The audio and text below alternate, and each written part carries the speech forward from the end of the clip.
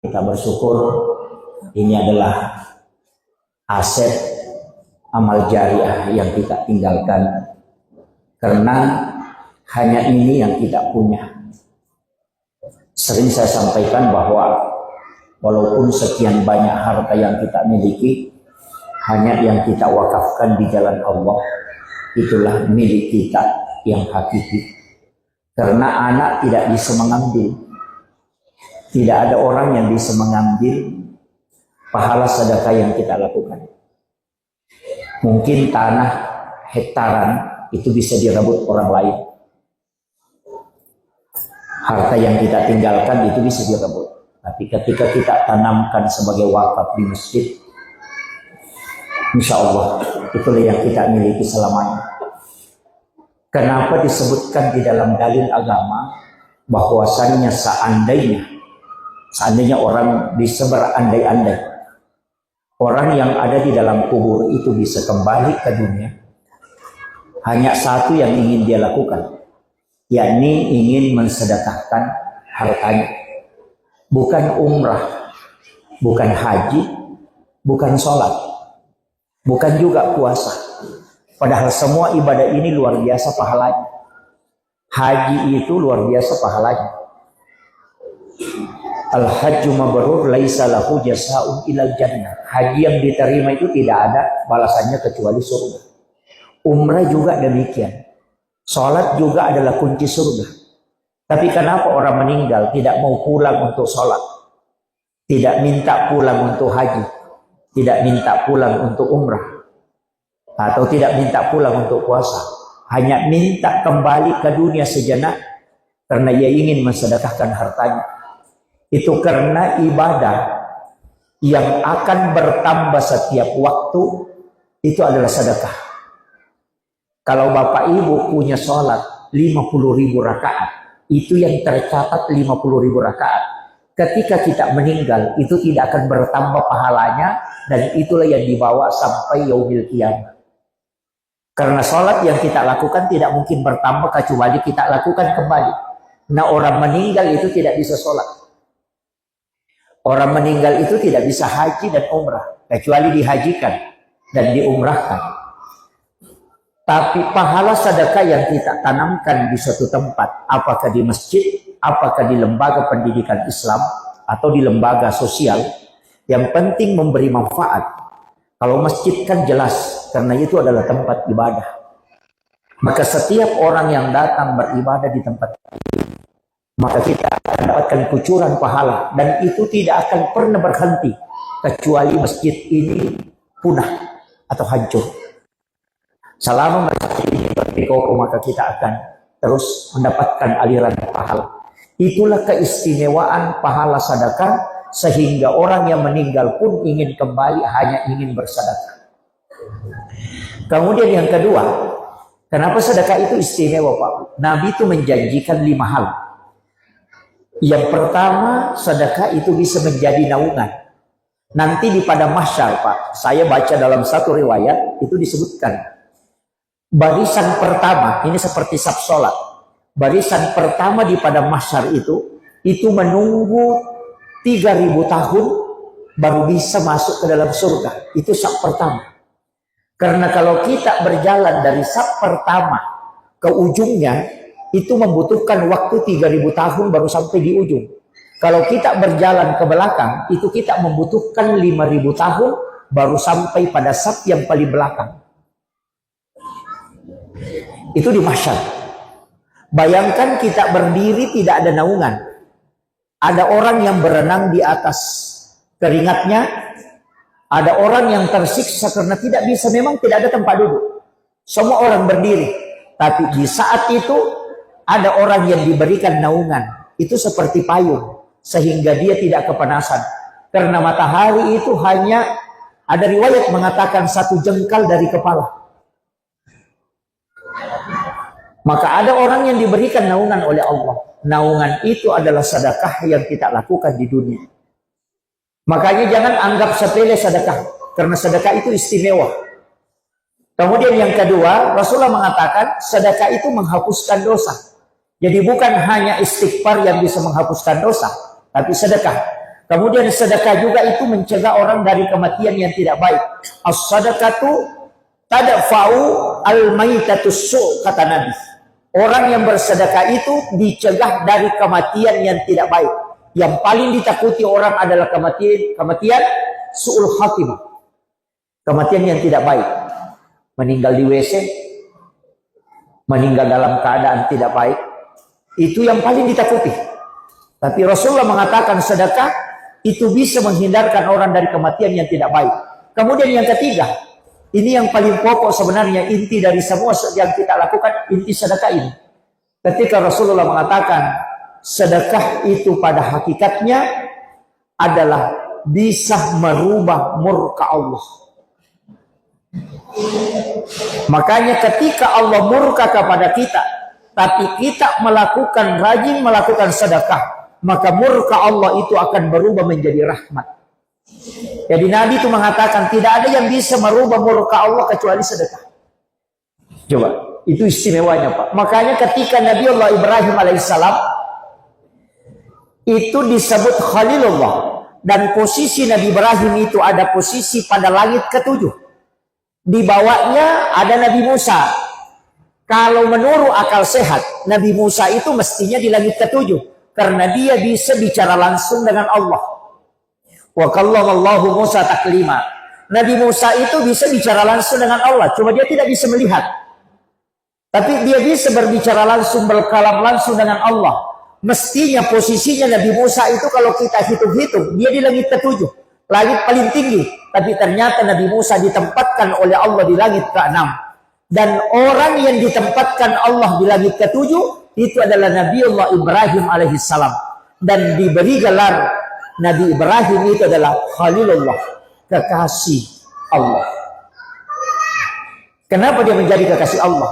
Karena Nabi Ibrahim tidak pernah memakan sesuap nasi pun yang dihidangkan oleh istrinya kecuali dia memanggil orang untuk dia makan bersama. Dia cari anak yatim, dia cari orang miskin, dia cari orang tidak mampu, kemudian dia panggil, kemudian dia suapi, kemudian dia makan. Itulah amalannya Nabi Ibrahim. Apa yang terjadi Pak Bu? Ketika dia dilemparkan ke dalam api, itu selama 40 hari 40 malam, dia tidak terbakar. Kita mengatakan, oh Nabi Ibrahim memang diselamatkan karena Allah yang memberitahu api. Para ulama hikmah mengatakan, tunggu dulu. Api itu membakar sampah, kotoran. Kalau semua makanan yang kau makan itu bersih, pasti api neraka pun tidak akan membakar. Api di dunia tidak akan membakar. Makanya saya sering sampaikan, siapa yang zakatnya bagus, insya Allah hartanya akan terjaga. Saya ingin sampaikan satu kisah Pak Bu. Ada satu kisah, itu di Kabupaten Sidrap. Ada kampung di Sidrap itu namanya Lisa. Orang di sana itu kayaknya keturunannya Abu Nawas. Kalau di Lisa itu saya sering mengatakan keturunannya Abu Nawas. Karena kalau orang mau bersilat lidah, itu ahlinya di Lisa itu. Pernah terjadi kebakaran di kampung itu, kurang lebih 400 rumah habis terbakar. Kecuali ada satu rumah itu di tengah kampung, itu atapnya alang-alang. Rumah ini dindingnya adalah seng, tapi atapnya alang-alang. Hanya rumah itu saja yang tidak terbakar satu-satunya. Padahal 400 rumah yang ada di kampung itu habis semua terbakar. Dan pemilik rumah ini tidak tinggal di Sidrap, dia di Surabaya. Dia di Surabaya. Pada waktu itu belum ada HP, belum ada handphone. Ketika dia mendengarkan kabar bahwa di Sidrap, di kampungnya ada kebakaran besar, dan semua rumah habis terbakar. Apa kata dia? Insya Allah rumahku tidak terbakar. Itu dia bilang. Insya Allah rumahku tidak terbakar. Kalau rumahku terbakar, berarti Allah membohongi saya. Itu yang dia bilang. Itu bisa dia ucapkan kalimat itu. Dia mengatakan kalau rumahku terbakar, berarti Allah bohong sama saya. Apa yang terjadi Pak? Orang yang kasih tahu ini dia bilang tidak ada rumah tersisa, habis semua. Dan saya tidak pernah menjudi. Kalau rumah kampung, Kalau rumahku terbakar, tiket kapalnya saya yang bayar. PP. Tapi kalau rumahku tidak terbakar, kau yang bayar tiket PP pulang pergi. Sidrap dari Parepare ke Surabaya. Dia bilang, oke, jalan Maki. Sekalinya pulang, betul. Satu-satunya rumah yang tidak terbakar hanya rumahnya, dan itu atapnya alang-alang. Tapi pohon kelapa yang ada di atas rumahnya itu habis terbakar. Tapi setiap api yang jatuh di atap alang-alang itu padam. Itu tidak terbakar. Maka ditanya oleh masyarakat, apa doamu Pak? Luar biasa doamu sehingga rumahmu tidak terbakar. Apa yang kau baca? Apa yang dia bilang? Tidak ada. Saya cuma titip rumahku sama Allah dan saya bersihkan dia 4 kali baru saya tinggalkan. Itu kalimatnya. Orang heran. Apa maksudnya membersihkan 4 kali? Oh, ternyata uang yang dia kumpul waktunya merantau, memang dia ingin bangun rumah. Karena begitu memang orang Bugis, Pak. Bagaimanapun berhasilnya di perantauan, pasti pulang kampung mau bangun rumah. Yang kedua, bangun masjid. Itulah tradisinya orang Bugis. Nanti dianggap berhasil orang Bugis itu kalau 3.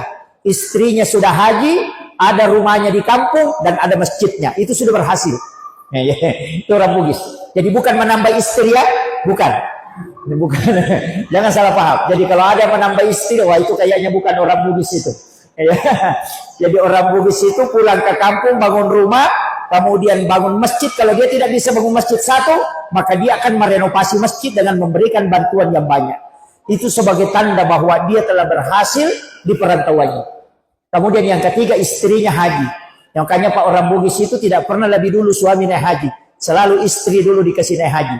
Karena kalau istrinya sudah pulang, bapaknya juga sudah naik haji. Nah, itu ya. Kalau yang tidak mengerti berarti lambat loading. Ya. Kemudian ditanya, maksudnya apa? Dia mengatakan semua uang yang saya kumpulkan dari perantauan itu saya keluarkan zakatnya, baru saya beli kayu untuk bangun rumah ini. Setelah tukang kerja ini selesai dia kerja, maka saya tanya, ketika rumahku saya mau jual yang kau kerja ini sekitar berapa harganya? Dia bilang sekian. Saya keluarkan lagi 2,5% untuk saya bersihkan. Kemudian saya suruh tukang untuk kasih bangun itu. Saya kasih tahu, bangun nih. Setelah selesai semua dia bangun, kemudian dia hitung berapa ongkos rumah ini secara keseluruhan. Kemudian dia kalkulasi, setelah itu dia keluarkan lagi 2,5%. Setelah itu dia sudah pagari keliling, sebelum dia tinggalkan rumahnya, dia keluarkan lagi 2,5%. Baru apa yang dia bilang? Ya Allah, rumahku saya sudah keluarkan zakatnya 4 kali. Walaupun kan hanya perintahkan cuma 1 kali. Tapi saya perintahkan 4 kali. Supaya itu saya bersihkan 4 kali ya Allah. Tapi sekarang ini adalah milikmu dan engkau yang menjaganya. Saya ingin merantau. Dan itulah yang menyebabkan rumah itu tidak terbakar, Pak. Karena kenapa? Ternyata amalan inilah yang diamalkan salah satu jamaah saya di Kolaka Utara. Ini hari ini masih hidup. Tapi orang ini sudah sakit. Itu di Kolaka Utara. Dia rumahnya pas di sudut pasar. Ketika pasar kebakaran, hanya rumahnya yang tidak terbakar. Ada kasur yang dikeringkan orang di atas atap rumahnya, berseberanan dengan rumah yang di sampingnya. Kasur yang di atap rumahnya orang itu hangus terbakar sepotong. Tapi yang di atas rumahnya ini, tadi pagi ini, itu tidak terbakar. Semua orang mengatakan, pasti baca-bacaan ini Pak Haji luar biasa. Dia bilang, tidak ada baca-baca aku. Tapi memang saya tidak membangun rumah ini kecuali semua uang saya sudah periksa dan saya zakati. Itulah sebenarnya hakikat kenapa kita diminta untuk berzakat dan bersedekah. Makanya saya wasiatkan, kalau dalam hidup kita, yang paling pokok pertama adalah zakat dulu. Selesaikan zakat, kalau sudah zakat selesai, kita bersedekah. Tapi kalau mau punya tanah kapling di surga, kuncinya bikin wakaf di dunia. Itulah uang yang paling bermanfaat yang kita gunakan. Dan Nabi janjikan, tidak akan kurang rezekinya orang yang bersedekah. Itu pasti dijanjikan. Cuma berat Pak, melawan yang hawa nafsu ini kadang berat. Karena kadang kita hitung-hitungan, wah kalau kubaku keluar ini, apalagi belanja besok, itu. Itu yang berat. Karena kadang kita hitung-hitungan. Memang sedekah itu butuh keyakinan. Karena banyak orang Pak rajin sholat tapi susah sedekah. Karena kalau sholat tidak ada pengorbanan kecuali fisik. Tapi kalau sedekah, kita yang setengah hidup cari uang, dilihat uang 100, mikir-mikir. Wah, kalau diserahkan ini, wah berat ini. Tapi ketika engkau mampu melawan itu, insya Allah, Allah akan nampakkan semua. Jadi itu kuncinya Pak. Makanya saya wasiatkan, tapi insya Allah tawakal, panitia ini sudah membuka lelang. Sebenarnya bisa dibagi tuh Pak. Misalnya 3 orang 1 gundukan. Atau 4 orang patung-patungan. Jangan kalau misalnya mau ambil satu sekaligus itu agak berat. Tapi kalau orang kaya ya tidak berat. Tapi kalau yang agak di bawah ya bisa patungan. Sebenarnya ada juga. Kayak saya punya pondok itu Pak Bu. Di pondok saya itu kamar yang diwakafkan orang itu saya tulis namanya. Di pintu kamar itu, di atas pintu itu saya tulis namanya. Kamar ini diwakafkan oleh haji ini. Ini diwakafkan oleh si ini. Sebenarnya itu bagus sekali Pak. Kayak tiang masjid itu dikasih nama. Tiang ini diwakafkan oleh si ini. Wah itu nanti anak-anak keturunannya akan melihat. Ternyata aku dulu adalah orang yang dermawan. Karena bisa bersedekah.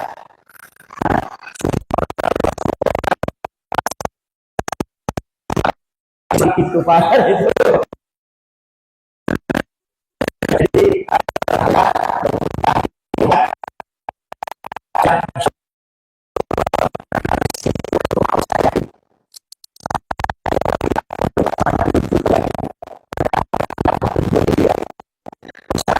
gimana mesti sholat? Saya bilang gampang itu. Kalau persoalan-sholat kita sholat di dalam di tengah bambu saja di situ di dalam.